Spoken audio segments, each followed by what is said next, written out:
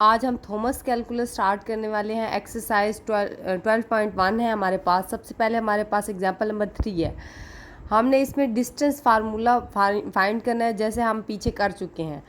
अब जहाँ हमारे पास 3 डिमेंशन आ रही हैं। पहले हमारे पास 2 डिमेंशन होता था तो हमारे पास 2 पॉइंट्स दिए जाते थे। अब ये हमारे पास 3 है तो हम 3 डिमेंशन में इसको कर रहे हैं।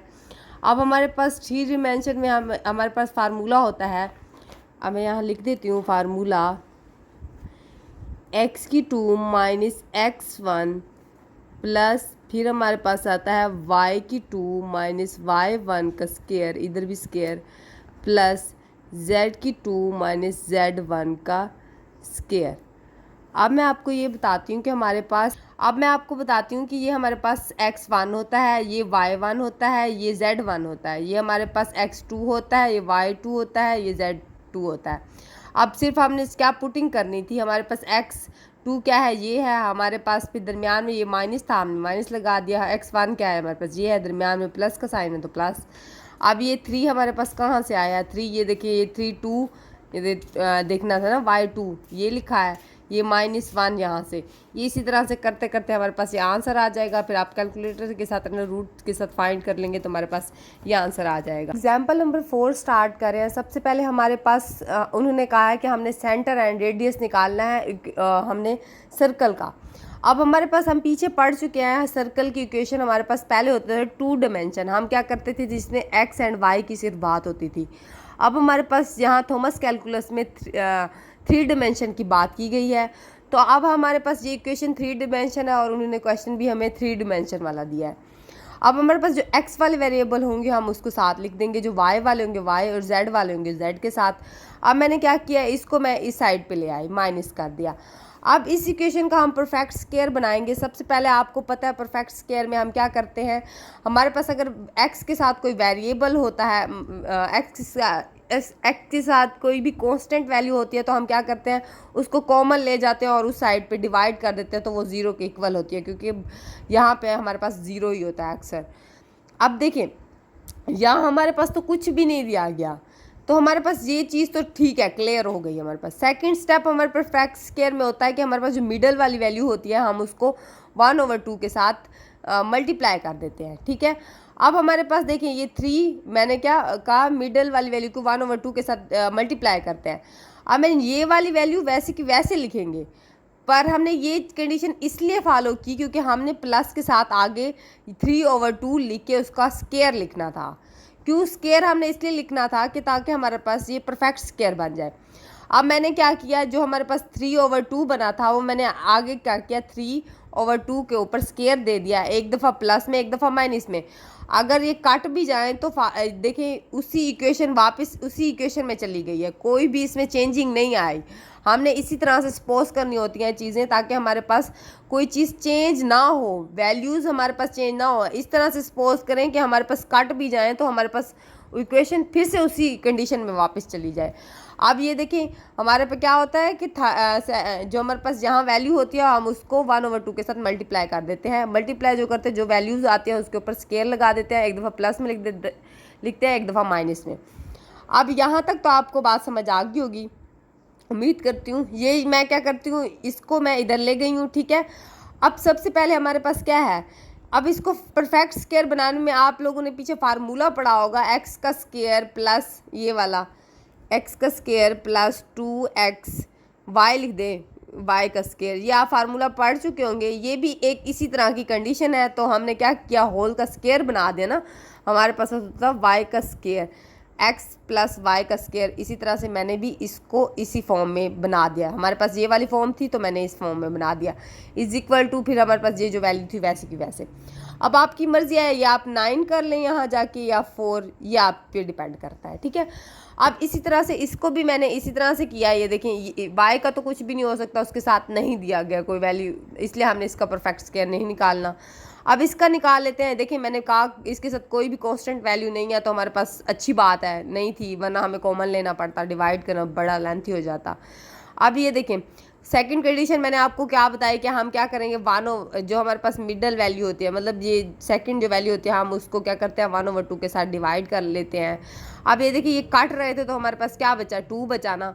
अब मैंने क्या किया, मैंने आपको पीछे भी बताया, यहाँ भी बताया, हम क्या करते हैं जो हमारे पास वैल्यू होती है हम उसको प्लस कर देते हैं, एक दफ़ा माइनस कर देते हैं स्केयर लगा के। यहाँ भी मैंने क्या किया, 2 के ऊपर स्केयर लगा के -2 के ऊपर स्केयर = 0।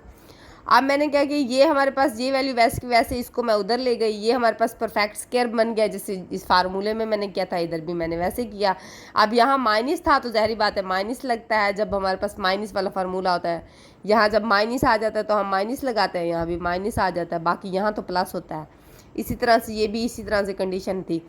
अब सेकेंड हमारे पास क्या हो रहा था, हमने ओनली इसमें पुटिंग करनी थी, जो हमारे पास वैल्यूज़ निकल आई थी। अब ये जो हमारे पास वैल्यू थी ये इसकी जगह थी ना, तो हमने क्या किया, इसकी जगह ये वाली वैल्यू लिख दी। ये देखिए, इसकी जगह हमने इसकी जगह हमने ये वाली वैल्यू लिख दी, और ये वाई वैसे का वैसे ठहरा दिया। अब इसका हमारे पास क्या निकल रहा था, ये निकल रहा था। अब देखिए इज इक्वल टू के बाद ये जो वैल्यूज़ आ रही हैं, तो ज़ाहिर बात है हमने इनको भी इज इक्वल टू के बाद लिखना था। अब ये 9/4 बन रहा था, यहाँ 2 लिख दिया, 4 बन रहा था, प्लस ये क्या बन रहा था, स्केयर था तो ये 4 होता था। मैंने डायरेक्ट यहाँ पे हल कर दिया वहाँ से, ठीक है। अब यहाँ तक तो आपको बात समझ आ गई होगी। अब जब मैंने इनको फैक्टर किया तो हमारे पास 21/4 आ गया। ये वैसे की वैसे, ये फिर हमने क्या किया, इसके साथ 0 लगा दिया और इसको स्केयर में ले गए, ये भी हमारे पास आ गए परफेक्ट स्केयर में। अब देखिए, हमारे पास ये इक्वेशन थी, हमने इसी के अंदर पुटिंग करनी थी ओनली। ये x हमारे पास वैसे के वैसे, ये माइनस था, माइनस जब प्लस माइनस होंगे तो माइनस आएगा ना, तो मैंने क्या किया, इस इक्वेशन को x, ये माइनस था प्लस था, 3/2 ऐसे ही समझ लें। ये जब इधर जाएगा तो ये माइनस का हो जाएगा। इसी तरह से ये इक्वेशन ये निकल आई हमारे पास। नहीं, ये देखिए, ये फॉर्म बनती है, ये देखिए, ये और ये माइनस ये वाला लगेगा, ठीक है।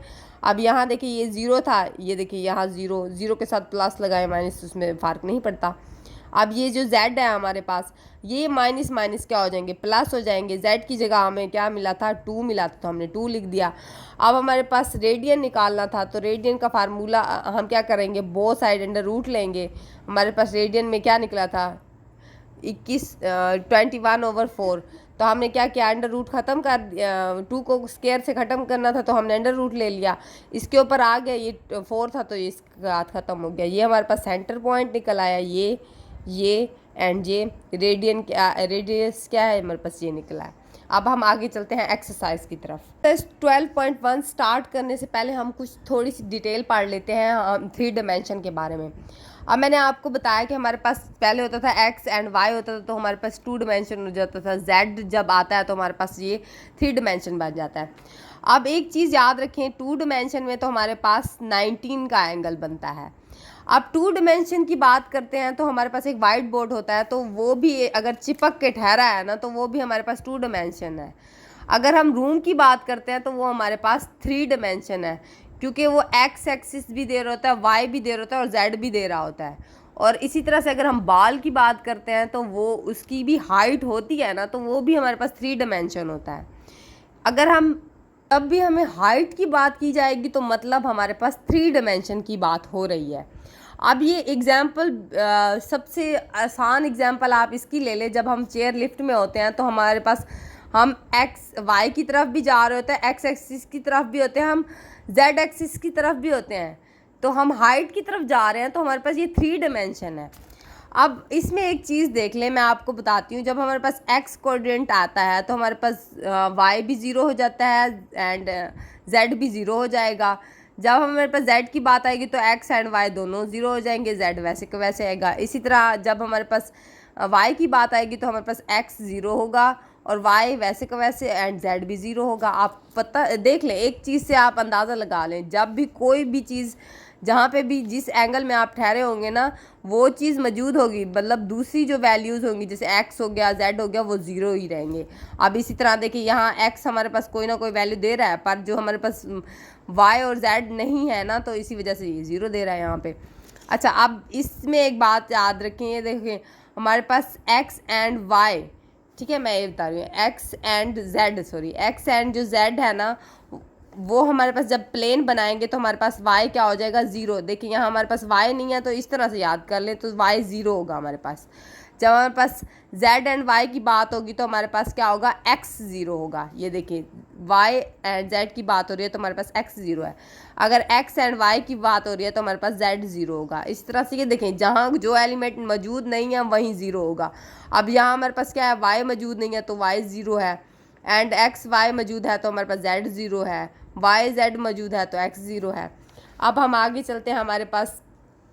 अब मैं आपको बताती हूँ कि हमारे पास जो सर्कल होता है ना वो 2 डायमेंशन होता है। ये बात आपने याद रखनी है, सर्कल हमेशा हमारे पास 2 डायमेंशन होता है।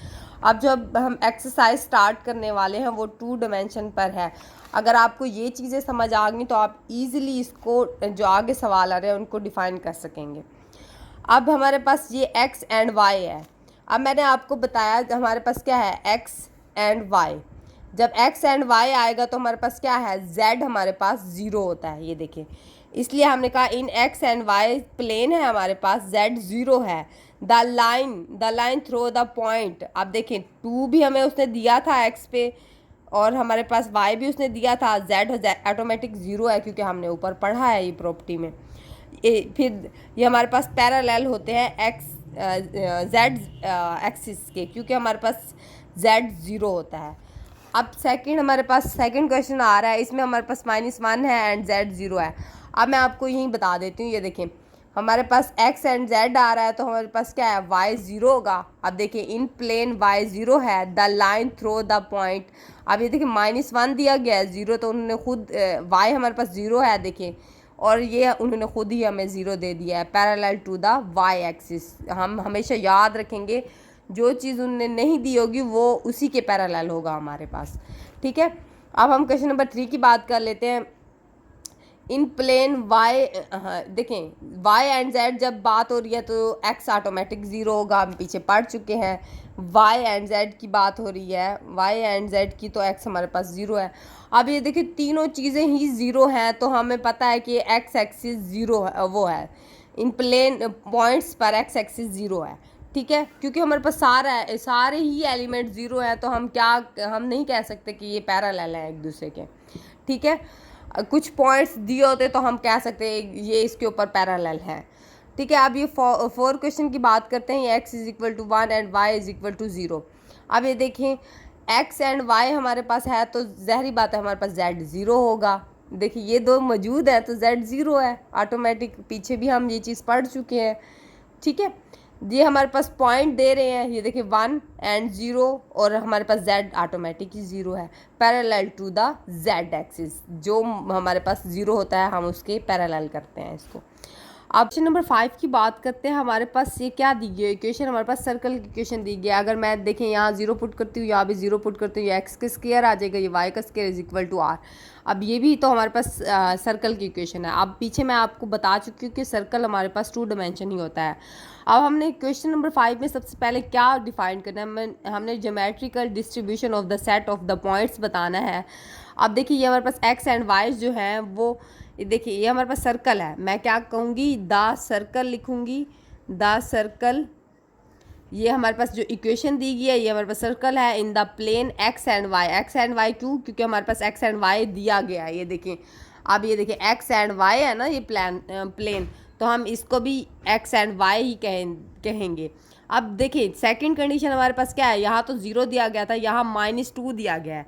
हम कहेंगे ये हमारे पास द सर्कल है in the plane but z = -2 नहीं है, ठीक है। क्योंकि हमारे पास, हमें पता है कि 2 डायमेंशन है, तो ज़ाहिर बात है हम अगर z को ऐड करेंगे तो वो 3 डायमेंशन में चला जाएगा। बट आपको ये भी पता है कि सर्कल 2 डायमेंशन का होता है तो हमने इसको 2 डायमेंशन में ही बनाना होता है।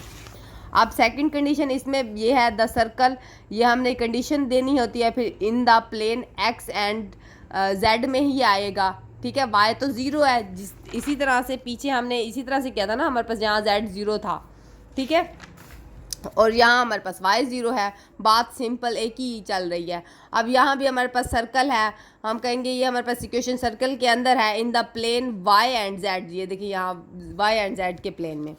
अब ये भी हमारे पास सेम इसी तरह है। अब देखिए ये हमारे पास 2 डायमेंशन था, अब ये हमारे पास 3 डायमेंशन में आ गया। आपको पता तो है सर्कल 2 डायमेंशन होता है, तो हमने इसको 2 डायमेंशन में लेके जाना है। अब ये हम कैसे लेके जाएंगे, सबसे पहले हमें उन्होंने x की वैल्यू दी है, हमने क्या किया x को पुट कर दिया यहाँ पे, ये y का स्केयर, ये z, जब ये x 0 यहाँ गया, 0 जाए यानी बात एक ये हमारे पास इस इक्वेशन में आ जाता है। फिर हम क्या कहते हैं, द सर्कल, हाँ ये इक्वेशन लिख के इन द प्लेन क्या लिखेंगे, y एंड z प्लेन में है हमारे पास, ठीक है। अब इसकी बात कर लेते हैं, ये हमारे पास -4 है तो मैंने यहाँ -4 पुट कर दिया।